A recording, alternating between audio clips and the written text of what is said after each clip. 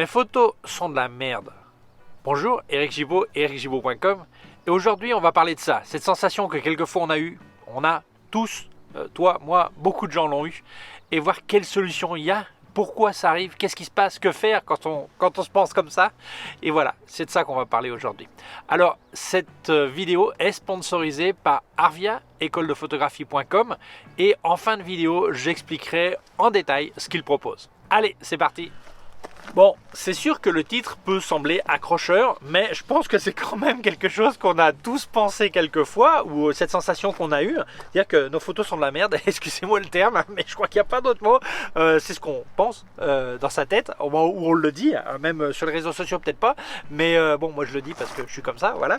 Alors, j'ai quelques notes parce que je crois que c'est des trucs importants. Comme je disais au début, la vidéo est sponsorisée par Arvia, écoledephotographie.com, mais je mettrai l'explication à la fin de la vidéo pour que tu en saches plus, comment te former, comment ça peut peut-être être gratuit pour toi et tout ça. Ok, allez, on continue.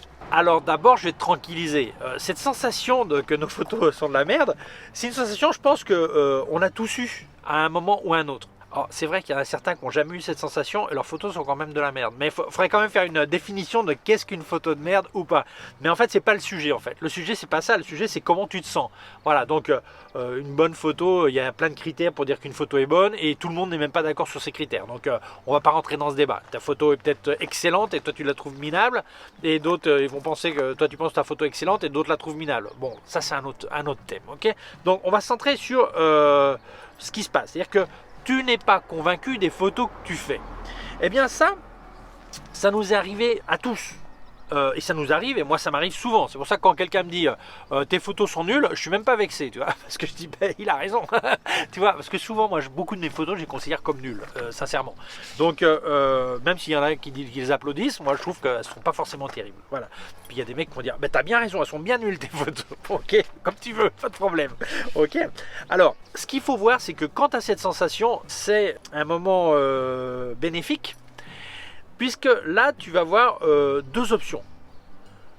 Ça peut être bénéfique, c'est-à-dire, ou ça peut être maléfique, en fait. Alors, si c'est bénéfique, eh bien, le gros bénéfice de cette sensation, c'est que tu sais qu'il faut faire quelque chose. Ça, c'est bien. Donc, il va falloir que tu t'améliores. Alors, améliorer quoi? Ben, ça peut être la créativité. C'est-à-dire que mes photos, techniquement, sont bien, mais la créativité, zéro. Ou ça peut être l'inverse. Oh, c'est une idée de génie, mais alors ma technique est tellement nulle que ben, le résultat est à chier. Voilà. Ça peut être bénéfique dans le sens où peut-être que tu vas faire des achats plus intelligents sur les affaires, les accessoires, le matériel que tu peux avoir besoin pour améliorer le résultat. Donc, côté bénéfique, c'est que c'est vraiment dirigé vers l'amélioration. Et le côté maléfique, c'est quand tu ne te rends pas compte que le problème, c'est toi. Le problème, c'est toi. Alors, évidemment, si les photos sont bonnes et que tu dis qu'elles sont mauvaises, ben, le problème, c'est peut-être toi aussi. mais je veux dire, si elles sont réellement pas terribles, eh bien, et tu ne te rends pas compte que le problème, c'est toi, beaucoup de gens ont tendance à dépenser. Nouveaux objectifs, nouvel appareil photo. Ils claquent du fric monstre. Alors au début ils ont une sensation que vraiment ça a solutionné le problème, résolu le problème, et ils disent ben, c'est bon, je suis sauvé, tu vois. Et puis après quelques temps, ça dure qu'un temps, ils disent bah non, c'est quand même pas terrible. Et là souvent ça les entraîne vers l'abandon, la déception, c'est-à-dire que j'ai claqué tout ce fric en plus pour rien du tout, mes photos sont toujours pas terribles, voilà. Donc ça c'est le côté maléfique, maldition, je sais pas comment on dit en français, maléfique, maldition, ouais, je sais pas, je sais plus comment on dit, ok. Donc là c'est un problème parce que tu penses que la faute c'est l'appareil photo ou le matos que tu as. Et donc tu commences à claquer comme un fou. Et si tu peux pas claquer, ben, peut-être que tu abandonnes aussi. Et après, il y a d'autres qui tombent dans un autre cadre, qui pensent que le seul moyen d'améliorer ces photos, c'est au travers de l'édition. Alors dans la vidéo, je vais faire un espace spécial sur l'édition pour en parler, mais n'oublie pas une phrase que m'a dit un jour un Argentin, qui sont vraiment les rois de la viande au barbecue. Ils te disent, quand on te présente une viande avec beaucoup de sauce, c'est que la viande est pourrie. Voilà, la sauce c'est l'édition. Ok, donc on va en parler en détail un petit peu plus en avant. Continuons. Donc, le premier truc, il faut que tu te rendes compte qu'il y a deux choses. La réalité et la perception. C'est-à-dire que tu peux avoir une perception que tes photos sont mauvaises, mais la réalité c'est qu'elles sont bonnes. Ok ? Et je dirais que d'abord, la réalité, ça n'a absolument aucune importance. Ça sert à quoi que les gens applaudissent ta photo si au fond de toi-même, tu n'es pas satisfait par le résultat? C'est ça qui compte. Alors c'est sympa que les autres trouvent qu'elle est quand même bien, ta photo, elle est peut-être bien, mais l'important c'est comment tu te sens. C'est-à-dire que tu fais des photos et tu n'en es pas satisfait. Et cette sensation est pas très agréable. C'est-à-dire que moi, quelquefois, on me félicite des photos, puis dans le fond, je dis ouais, mais cette photo, elle est vraiment à chier, quoi. Je comprends même pas, je vois même pas ce qu'ils y voient à la photo. Puis bon, ben ok, l'important c'est comment moi je me sens, tu vois. Donc ça va être le plus important. Parce que c'est ce qui va te permettre de faire un bon diagnostic et trouver des solutions à ton problème. Bon, il y a toujours des mecs qui penseront que leurs photos sont incroyables. Hein. Ça, il y en a qui sont comme ça. Voilà, ok, elles ne le sont pas forcément. Enfin, bref. Donc, le premier truc, tu vas prendre une photo que tu penses qu'elle n'est pas terrible et tu vas l'analyser. Tu vas dire, mais attends, sincèrement, qu'est-ce qui n'est pas terrible dans cette photo? La thématique, le cadrage, la composition, l'éclairage, l'exposition, tu vas analyser tout ça et essayer d'être le plus objectif possible. Alors, elle est peut-être complètement nulle, donc il y a peut-être tout à revoir, ou elle est peut-être excellente et tu n'es pas capable de le voir, donc c'est toi qu'il faut revoir, ok? Enfin, la photo, ok? Mais bon, tu vas essayer d'analyser pour voir vraiment ce qui ne va pas sur cette photo et essayer de voir quels sont les points qui vraiment, là où tu flanches, quoi. Voilà. Et aussi, c'est important que tu analyses ton passé. Comment tu as progressé dans le temps. Alors, pour savoir si tu as progressé dans le temps, il faut que tu regardes les photos des dernières semaines, derniers mois, dernières années, et tu essaies de voir si tu as progressé et en quoi. C'est-à-dire qu'il y a des points, il y a 5 ans, tu n'en étais pas content, et tu vois, ben non, finalement, maintenant, ça, j'ai plus le problème avec ça. C'est marrant, il y a souvent un hélicoptère qui passe. L'autre jour, c'était en espagnol qu'il est passé. Et là, je me sens avec l'herbe comme ça, je me sens au Vietnam pratiquement. Il manque que la jungle au fond, quoi. Hein. Voilà, il va passer. Donc, il faut que tu vois en quoi tu as progressé. Par exemple, tu dis, ah ben tiens, j'avais ce problème de cadrage, ça j'ai plus, je coupe plus les mains des gens quand je leur fais des portraits. Ou les ombres, ça y est, je contrôle, ça, j'ai plus le nez qui est... Comme là, je suis vraiment mal orienté, hein, j'ai fait ça là, mais enfin bon. Et... voilà, tu regardes et tu analyses, où tu dis, ben ça par contre, je flanchais il y a 5 ans et je flanche encore, j'arrive toujours pas à faire ça correctement. Donc tu vas essayer de regarder ta progression. D'ailleurs c'est marrant quand tu fais cet exercice, quelquefois, moi je vois des photos d'il y a 10 ans ou plus, et je dis, aïe quelle honte, dire que j'ai publié ça sur les réseaux sociaux, mais quelle honte, et rechercher la photo et l'éliminer directement, parce que tu dis, mais t'es vraiment à chier cette photo.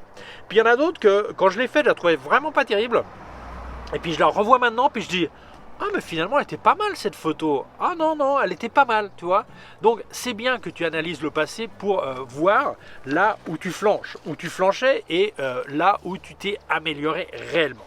Et une fois que tu as fait cette analyse, il faut que tu te fixes des objectifs. C'est-à-dire, et c'est difficile d'être objectif avec soi-même, mais il faut que tu te fixes des objectifs dans le temps. C'est-à-dire, que dois-je améliorer?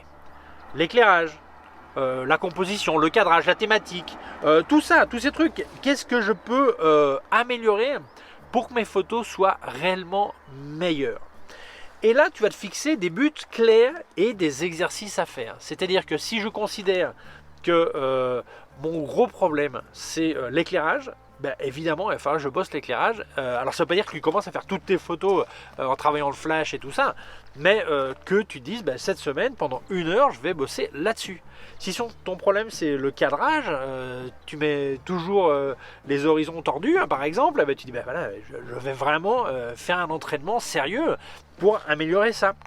Si c'est le style, eh bien, tu vas déjà regarder dans ton passé si tu as un petit peu un style à toi. Ok. Et tu vas surtout t'en rendre compte si tu fais des tests à l'aveuglette, si des gens qui connaissent tes photos, quand tu les publies sans nom, alors c'est un peu compliqué, ils ne savent pas que c'est toi qui l'as publié, mais enfin bon, tu peux te faire un faux profil, n'importe quoi, qui est des mecs qui disent ah ben tiens, ça c'est bien la typique photo de machin ça. Ah ouais, c'est bien à lui. Ça veut dire que tu as créé un petit peu un style, tu vois. Alors je dis pas qu'il faut absolument un style, hein, mais si tu as un style, ça veut dire que tu as défini une certaine manière de travailler, une certaine manière esthétique de faire les choses. Et je pense que ça marque déjà un progrès, au moins une stabilité. Alors bon, évidemment, si moi je fais toujours de la merde, ben ouais. Oui, c'est un style. Voilà, ok. Alors, après, les thématiques. tu peux te dire, parce qu'il y a des gens quelquefois, ils disent que leurs photos sont nulles, mais en fait tu te rends compte que c'est pas leurs photos qui sont nulles, ni eux. C'est simplement ils se sont lassés du type de photos qu'ils font. Il y a des mecs qui font des photos de petites fleurs, les petites fleurs par-ci, les petites fleurs par-là, et plein de fleurs, plein de fleurs, plein de fleurs. Puis un jour ils regardent leurs photos, ils disent ah, elles sont toutes à chier ces photos. Et ça se trouve elles sont géniales, super, fantastiques. Mais simplement ils se sont lassés du thème et ils pensent que comme ils se sont lassés, ils pensent que leurs photos sont mauvaises. Et en fait c'est une sensation qui arrive souvent. Et donc là ce que je pense c'est qu'il faut que tu changes de thème. Il faut que tu essaies de faire autre chose. C'est-à-dire tu te dis tiens bon c'est bon les petites fleurs là, c'est ok. Maintenant, je vais essayer du paysage, par exemple, ou je vais essayer du portrait, ou je vais essayer du macro, ou je vais essayer je sais quoi, peu importe. Mais tu dis, tiens, je vais faire un petit tour chez les autres, si on peut dire comme ça, sur d'autres thèmes, et voir si finalement, je reprends un petit peu cette envie de faire des photos, parce que je l'avais un peu perdu, et en fait, c'est pas que mes photos étaient mauvaises, sinon j'étais lassé par le type de photos que je faisais. Et souvent, c'est quelque chose qui arrive de manière inconsciente, ok ? Alors l'erreur que fait beaucoup de gens dans cette situation, quand ils analysent leurs photos, c'est de se comparer aux autres. Ils comparent les autres et disent ouais mais tu vois la photo de l'autre elle est bien mieux que les miennes, tu vois je suis nul, regarde ce mec, les photos qu'il fait sont superbes et tout. Bah ouais c'est vrai, elles sont peut-être mieux que les tiennes, ça c'est possible, mais pas forcément. Pas forcément. Quelquefois, on est guidé par les likes, les j'aime sur les photos des autres. Et on pense parce qu'ils ont beaucoup de j'aime, c'est que leurs photos sont meilleures. Non, c'est peut-être une thématique qui plaît plus que la tienne. C'est simplement ça, mais la photo n'est pas forcément meilleure. Ok. Bon, si on fait une petite parenthèse rapide sur le thème du nu, par exemple, il y a plus de chances qu'une photo de nu ait beaucoup de j'aime. Mais là, on ne juge pas la photo, on juge la fille qu'il y a dessus. Okay. D'ailleurs, on voit que c'est une photo de mec, il y a beaucoup moins de j'aime, ok, que ta petite fleur qui était vraiment fantastiquement faite, parfaitement éclairée, un truc vraiment spectaculaire, artistique, décoratif, comme tu veux, ok, peu importe. Et en fait, c'est la thématique, donc ne te laisse pas guider par ça. Et puis après, il y a beaucoup de gens, quand ils arrivent dans cette situation, eh bien, le seul truc qu'ils disent, la seule solution à mon problème, c'est de faire la même chose que fait l'autre. Comme il a beaucoup de succès, je vais faire la même chose, comme ça j'aurai du succès. Alors ça c'est une manière inconsciente, hein. Peu de gens disent, parce que là dans ce cas-là ça serait de la jalousie. Comme il y a beaucoup de likes, je fais la même chose, comme ça j'aurai des likes aussi. Bon, on va penser qu'on est adulte, bon il y a des gens jaloux, mais enfin bon quand même pas tous quoi. Ok, mais quelquefois c'est une manière inconsciente, et ça c'est une grave erreur. Parce qu'en fait, qu'est-ce qui va se passer? Il va se passer que tu vas faire les photos de l'autre, pas les tiennes. C'est bien toi qui vas faire la photo, qui va appuyer sur le bouton, mais si tu commences à copier le style de l'autre, c'est pas ta photo, c'est la photo de l'autre. Inconsciemment, tu es en train de tuer ta créativité pour prendre la créativité d'un autre. Et ça, c'est une grosse erreur. Il ne faut pas copier. Tu peux apprendre une technique sur un autre, t'inspirer de sa technique, t'inspirer de son style, mais copier, à mon avis, c'est une erreur.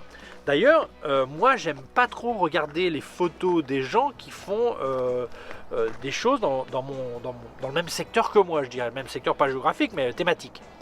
Par contre, je regarde des photos de thèmes différents et voir comment je peux l'adapter au mien. Exemple, mariage. Eh bien, il y a un moment, tu dis, toujours la même photo de la sortie de l'église, c'est toujours pareil, ou la valse, c'est toujours pareil. Quel petit plus je pourrais y apporter pour faire quelque chose de différent? Ben moi, je ne vais pas regarder des photos de photographes de mariage. Je vais regarder par exemple des photos d'un photographe sportif. Et dire, bon, quand il fait des photos sportives, les bouger, les traîner, les panning comme on dit, tout ça, comment il fait ça? Ah, c'est cool ça. Est-ce que je peux adapter ça au mariage? Est-ce qu'il y aurait une manière de faire ça dans mon secteur, mais en m'inspirant de la technique? Ou par exemple, en revenant au mariage pareil, tu vas faire les photos des alliances ou les boutons de manchette du marié, trucs comme ça. Et tu dis, ouais, mais j'aimerais bien faire un truc un peu différent, pas le truc typique sur le petit coussin beige que tout le monde fait et tout. Pourquoi tu ne regardes pas des photos de macros, d'insectes? Voir comment ils présentent ça, comment ils ambiantent ça, s'ils mettent un truc spécial autour. Pourquoi tu ne regardes pas ça? C'est un exemple, hein. tu pourrais t'inspirer de ça et après faire des photos des alliances ou des boutons de manchette ou de la montre vraiment différents. Tu vois, donc c'est important, plutôt que de copier, inspire-toi et surtout n'oublie pas, si tu copies le style d'un autre, c'est pas ta photo, c'est toi qui l'as fait, mais en fait c'est la photo d'un autre. Voilà, donc c'est une grave erreur. Alors je vais faire une parenthèse sur l'édition. L'édition, c'est-à-dire l'édition, la manipulation de photos et tout ça. Alors pour moi c'est clair, l'édition c'est ni bon ni mauvais, c'est une grande partie de la créativité du photographe et de son objectif. Je ne vois pas où est le problème d'éditer des photos et je ne vois pas où est le problème de ne pas les éditer. D'accord? Alors, après, il y a deux types d'édition. Il y a l'édition de réparation, la retouche. C'est-à-dire, je vire un bouton, je vire une cicatrice parce que la cliente m'a demandé ou le client m'a demandé de virer la cicatrice. J'enlève un câble électrique qui passe dans le paysage qui ne me plaît pas. Ça, c'est de la réparation, entre guillemets. Voilà. Et puis après, il y a la personne qui voit l'édition comme une partie complètement intégrante du résultat. Bon, Ansel Adams, même s'il faisait en argentique, ça reste un mec qui éditait complètement sa photo du départ jusqu'à l'arrivée. D'ailleurs, j'ai une vidéo là-dessus, je te la laisse par là, ok? Alors, l'important, c'est que l'édition n'est pas une solution, sinon partie intégrante d'un procédé. C'est-à-dire que si ma photo, je la trouve pas terrible, et je commence à faire une loterie avec les presets et les filtres sur Lightroom, eh bien, je suis en train de faire du n'importe quoi. Aujourd'hui, c'est ce preset. Ça, c'est débile. Ça n'a aucun sens. Une photo, tu ne la répares pas en édition. Ok? Par contre, une photo, tu la prépares pour l'édition. C'est vraiment différent. C'est-à-dire que là, je veux faire ce paysage, mais je veux faire un look vraiment futuristique, différent, lui mettre des couleurs, je sais pas, peu importe, peu importe. Mais ça, je dois le faire au moment, je dois y penser au moment de faire la photo. C'est-à-dire que je vais faire la photo pour cet objectif, pour ce but. C'est-à-dire que je pense ma photo en pensant comment je la ferai finalement. Voilà. C'est-à-dire que peut-être qu'il faudrait que je fasse plusieurs prises avec différentes expositions pour des montages ou des parties concrètes. J'en sais rien, que ce soit de la photo, de la retouche ou de la photomanipulation, tu dois quand même penser à ton projet final, ta photo finale, avant de faire la photo et en faisant la photo. Et la faire pour ça. Et beaucoup de gens tombent dans l'erreur de faire de l'édition pour améliorer un truc qui n'est pas bon. Donc comme je disais avant, si la viande est pourrie, mettre de la sauce, ça fait pas que la viande est moins pourrie. Ça cache le goût, hein, mais ça va pas changer le fait que la viande est pourrie. Et là c'est pareil. Donc n'oublie pas, si l'édition de photos plus extrême t'attire, pour moi il n'y a aucun problème. Mais la démarche, c'est vraiment quelque chose qui se fait avant et en faisant la photo. Et non pas une fois qu'elle est faite, voir comment on va pouvoir exploiter cette, entre guillemets, merde qu'on a fait et la réparer. Voilà, c'est pas l'idée. Là, je vais citer une phrase, je crois que c'est Joe Edelman, un truc comme ça, son nom, un youtubeur américain, qui dit toujours en fin de vidéo, Your next shot is your best shot. Ta prochaine photo est ta meilleure photo. Et je pense que c'est vraiment l'attitude à avoir. La photo que tu viens de faire, ben c'est bon, elle est faite. Hein, qu'elle soit faite ou une fois éditée, peu importe quel est ton procédé, ton processus créatif et final. Une fois que c'est fait, passe à la suivante. Et la suivante, c'est effectivement important que ça soit ta meilleure photo, qu'elle soit meilleure que la précédente, et ainsi de suite, parce que c'est ça le progrès. Si la suivante est pas meilleure que celle d'avant, ce qui nous arrive quand même assez souvent, eh bien ça va pas bien. Voilà, donc c'est bien que tu penses que la suivante doit et va être meilleure. Alors, je pense que si tu suis un petit peu cette démarche, tu vas réussir à arrêter d'avoir cette vision pessimiste pour y trouver une vision optimiste et un chemin à suivre pour améliorer tes connaissances. Alors, avant de partir, voilà, c'est le chose promis, chose due. Je vais te donner un petit peu d'informations sur Arvia, l'école de photographie.com. Alors, c'est une école de photographie qui forme à distance, qui a plus de 10 ans d'expérience et qui te propose 4 cours différents, 4 niveaux différents, depuis débutant jusqu'à bac pro. Et le gros avantage, c'est que si tu travailles pour une entreprise française ou en France, eh bien, tu as le droit peut-être, en principe, suivant ta situation de travail, à une formation gratuite grâce au compte de formation, compte personnel de formation, les fameux CPF. Donc là, ils vont te proposer une formation à distance à des heures compatibles avec ton travail. Si tu es au chômage, tu as peut-être droit aussi à ça si tu avais déjà travaillé, ok. Mais enfin, le mieux, c'est de parler avec eux, tu vois ça. Et surtout, ce qui m'a semblé très intéressant, c'est que ça dure de 8 à 12 mois. C'est compatible avec ton travail dans le sens où tu as 12 à 13 heures de temps à passer dessus chaque semaine, donc ça va. Et tu as vraiment un contact avec un professeur diplômé qui lui va analyser les exercices qui t'ont fait faire, t'expliquer ce qui va pas et tout ça. Donc j'avais fait une vidéo sur la formation, je te la laisse ici. Et d'ailleurs, il y a plusieurs élèves de Harvia qui ont commenté en disant qu'ils étaient très satisfaits par les résultats. Donc en description, je te laisse les liens vers leur site, le téléphone et aussi leur email. Donc contacte-les et c'est vraiment, moi sincèrement, ce que j'ai vu, ça me semble vraiment complètement recommandable. Alors, merci à toi d'avoir vu la vidéo. Si tu penses que ça peut être utile à d'autres personnes, je t'invite à la partager sur les réseaux sociaux. Si tu ne l'as pas encore fait, je t'invite à t'abonner à ma chaîne YouTube. Il y a un petit bouton par là et une clochette. Si tu appuies sur la clochette, tu recevras un avis quand je monte une nouvelle vidéo. Mon site web ericgibaud.com/fr pour la version française. Mes cours de photo en vidéo ericgibaud.com/fr/cours en ligne. Si tu as une quelconque question, tu peux laisser un commentaire dessous. Je te laisse aussi des liens de mon matos sur Amazon et Digit Photo France, des liens de tout ce que j'ai testé de KF Concept et de Sandmark, et aussi un lien de mon compte PayPal au cas où tu voudrais faire un don. Merci beaucoup, merci à Harvia pour sponsoriser cette vidéo et prends soin de toi et à très bientôt. Ciao.